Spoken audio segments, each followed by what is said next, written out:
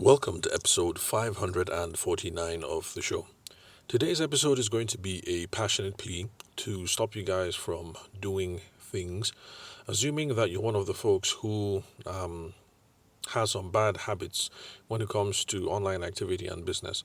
Today's a passionate plea for you to stop doing things that you guys must have done in 2022, 2021, and years prior. And this is a plea for you guys to stop doing certain things this year in 2023 and beyond. Now, one of those things that we ought to stop doing is spamming people, because spamming people doesn't help our business case at all. Now, this is how spamming can hurt us. Now, in the early days of social media, when ethics and etiquette hadn't quite been worked out by different online communities, spamming people, that was not a problem. But now, spamming people is decidedly rude. And apart from that, lots of social networks and online properties email folks, Yahoo, Google, Facebook, Twitter, you name it, they now have all these provisions. Sorry, excuse me. They now have all these provisions where you can block people, spam people, report people, restrict activity, and all these sorts of things. Now, this is why spamming really hurts your business. Because of these new tools that are available to people on different social networks, whenever you spam someone, what they do is most people are going to ignore. And when you ignore, the algorithm, or rather, when people ignore you, the algorithms pick up on that. That you put out this thing, you sent it to 1,000 people, and 999 of them ignored you. The algorithm picks up on this and stops promoting your content. So you're harming yourself, you're harming deliverability. Another way in which you harm deliverability is you send out this thing to 1,000 people, maybe 200 ignore, but then 800 of them pick one of these options that I mentioned. A couple of them block, a couple of them report as spam, a couple of them delete, a couple of them, what else? Restrict activity. Yeah, that's one that's available on Facebook. Not Facebook, Instagram. Restrict activity, and all these harmful metrics. Now, when you do this, these social platforms and the algorithms are picking up on these sorts of things, that not only is the content you're sending out not helpful and people don't want to hear it, in fact, people are actively turned off by it. And think about it. If you get reported as spam on Facebook or Google or Yahoo, what do you think happens? If you send out 1,000 pieces of marketing material and then the reports come back in and 998 of them report you as spam, and the same thing happens next month and the month after that and the month after that, it's really going to hurt your deliverability. And it might get to a stage where every single thing that you send from your box is going to automatically go into people's spam folder. Google has already started doing that, where stuff just comes in and it goes straight to my spam. I don't even see it anymore. So it's when I'm going through my inbox, at the end of the week, at the end of the month, whatever, and I see a couple of things in spam, I just select all and then delete. And this is one of these, some of the many more reasons why, if you have been spamming people in 2022, you shouldn't carry over this activity into 2023. It's hurting your deliverability of your sales and marketing messages, and that thing is costing you money. Being ignored by people is one thing. Being actively detested, blocked, spammed, reported by other people is another thing. You are limiting the reach of your marketing collateral, your blog posts, your posters, your whatever it is that you're sending out, and you are restricting the leverage that you can get from these networks. So stop spamming people. The logic is the same, whether it's Instagram, whether it's Twitter, whether it's email, even if it's WhatsApp. These opportunities are available on WhatsApp right now. Okay, let's look at it this way. Some of you might not be convinced, but for those of you who have a girlfriend or a boyfriend or a husband or a wife, do this.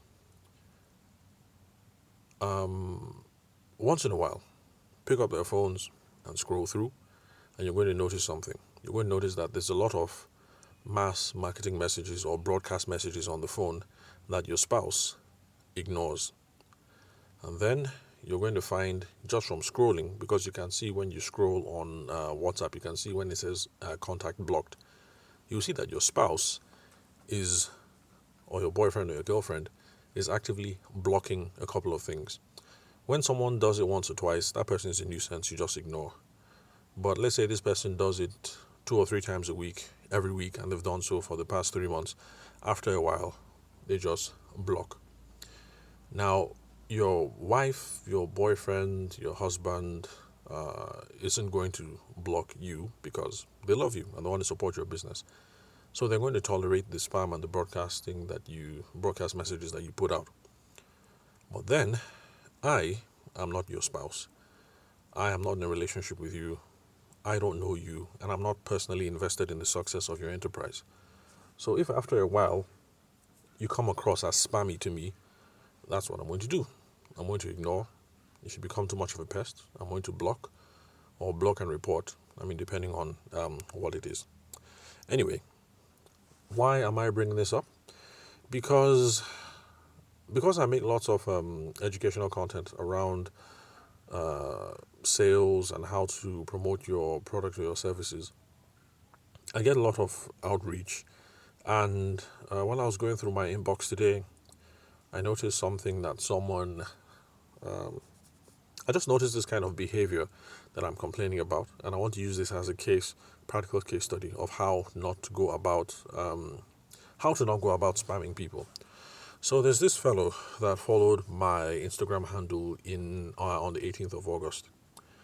And whenever anybody reaches out, follows me, I like to engage. So I reach out, I say thanks, I try to engage in conversations because I'm trying to figure out who my audience is, why do they listen, what do they appreciate, what are they learning, is there anything that I can shed more light on, those sorts of stuff.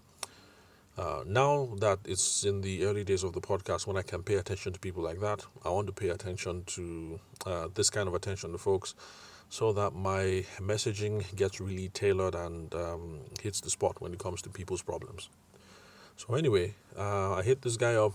Thanks for following, blah, blah, blah. Small conversation, you're welcome, and that's the end of it. Then on the 19th of August, that's a day later, he sends me a message.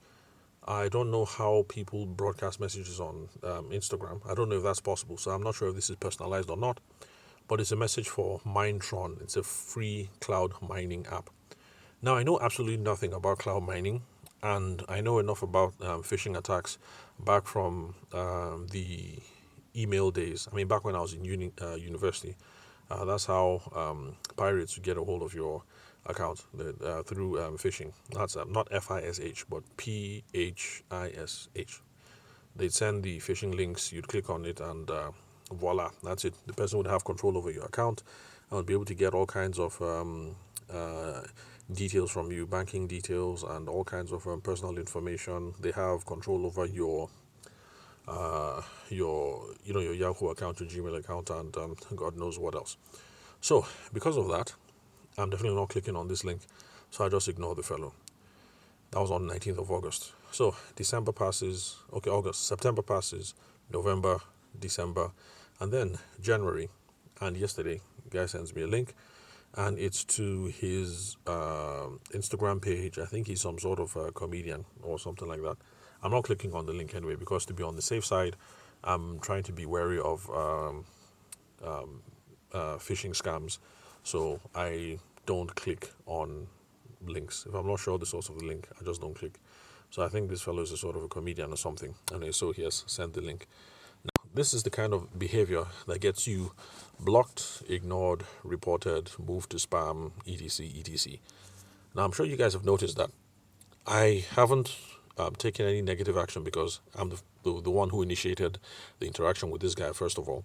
And then apart from that, since I'm a business person, I kind of expect that people want to promote their hustle. And so I try not to spam people willy-nilly because we're all just trying to make $1 here. We're all trying to live better. We're all trying to make some money. So I try not to penalize people because they're trying to make a living. So I've ignored the fellow. But then think about it. If this is the kind of messaging that your wife was receiving, or your husband was receiving, or your boyfriend or your girlfriend was receiving, let's face it, your wife, boyfriend, girlfriend, spouse, mom, dad, brother, sister, cousin would have blocked this guy a long time ago. In fact, some folks some folks from the Mindtron message that he sent about free cloud mining, some guys that have just straight up, sorry, not spam, report as spam. So would have marked it, report as spam, and remember what I said. Let's say this fellow sent this message out to 200 people on his Instagram, and if he sends it to 200, imagine the effect of 50 people flagging this message and marking it as spam on Instagram. And let's say he does that in another 2 months or another 3 months. Basically, let's say he runs foul of that 3 or 4 times this year in 2023. How do you think that's going to affect the content that he puts out in 2024 and the messaging that he sends out in 2024? And how are you sure this is not the kind of activity that just makes his account blocked or suspended one day? Anyway, I've gone on for too long, so excuse me. I think I'll just come up with recommendations for what somebody in this guy's situation could have done or should have done. So someone reaches out to you and it's a conversation going, yes, it's a nice way to promote your business. But a traditional way of doing this typically is to go is to use an interest-based opener. You want to find out if the person is interested or aware of the kind of thing you're talking about in the first place before you go into self-promotion. So, excuse me, forgive me that my voice is cracking. I spent a lot of time today on the phone, so today has been a busy day, at least as far as my vocal cords are concerned. So, traditionally, what you would do would be an interest-based opener. Instead of sending a link totally cold, totally blind on Mindtron, free cloud mining app, you can start a conversation. Flattery always works in this case. I'm putting out content on business. So it would have been a smart thing for the dude to say, hey, what's up? How you been? I noticed that you put out lots of content on business and stuff like that. Have you heard about Mindtron?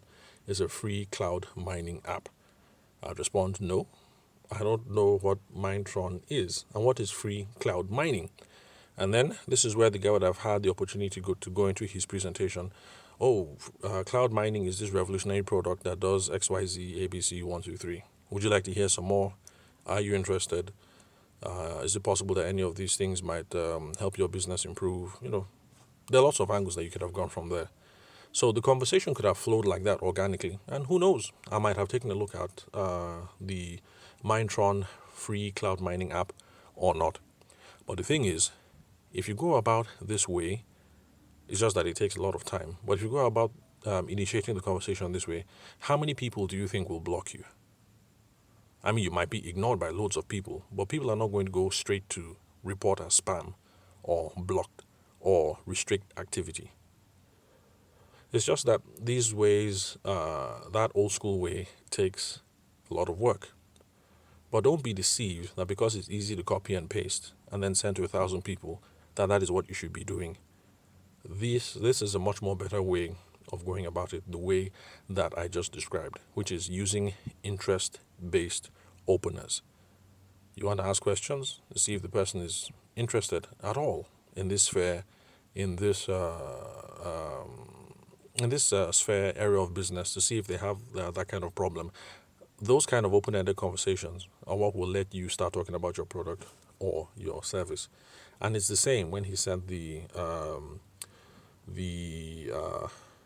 last link, the one that he sent that was on comedy. You want to find out have general discussions. Let's say you have a comedy skit on the elections, for instance. You start out conversations and like, hey bro, what's up? How you doing? New Year, elections coming up. Sure, you have your PVC. Are you voting? Who are you voting for? Blah, blah, blah, open conversation. I mean, from there, you could easily lead into your comedy skit, share that video, and who knows, the person might be open to looking at your other videos to see what other kind of videos you put out, and then maybe in 2023, 2024, or whatever, when next that person is looking for an MC for the brother's wedding or baby's dedication ceremony or whatever, they might think of you because they have seen a couple of stuff that you put out. So that's a better way of going about it. One more thing. For those of you who like to spam, at least be consistent in the things that you spam. That's another cardinal sin. You send out Mindtron today, you send out comedy videos tomorrow, and then you send out real estate next tomorrow, and then cars for sale the day after. At least pick a lane. At least if you're spamming consistently Mindtron, well, folks might think you are some Mindtron free cloud mining app specialist or whatever. If you're spamming consistently real estate, some folks might tolerate you and be like, okay, well, this guy is the housing specialist. He's an idiot. Let me just mute him or something. But at least if I'm looking for a house, I know that I can hit him up or hit her up. So even if you must spam people, you don't believe in the advice that I've given you so far, at least be consistent about how you deploy the spam. So pick a lane, stick to the lane. So I'll wrap it up here. I think I've gone on a rant for far too long. So thank you very much for listening to today's episode. Remember that you guys can ask me anything on WhatsApp or Telegram. Send me a voice note or a text message on 080-6466-2140.